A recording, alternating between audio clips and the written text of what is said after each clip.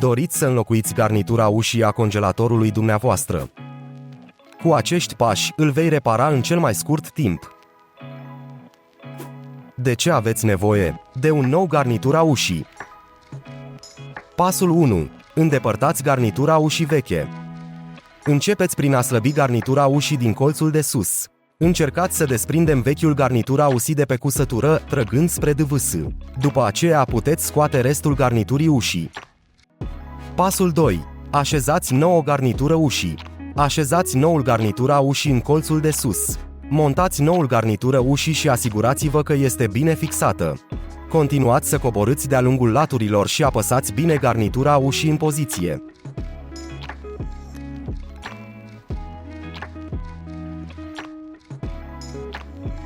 Ați înlocuit garnitura ușii și congelatorul este gata de a fi folosit din nou.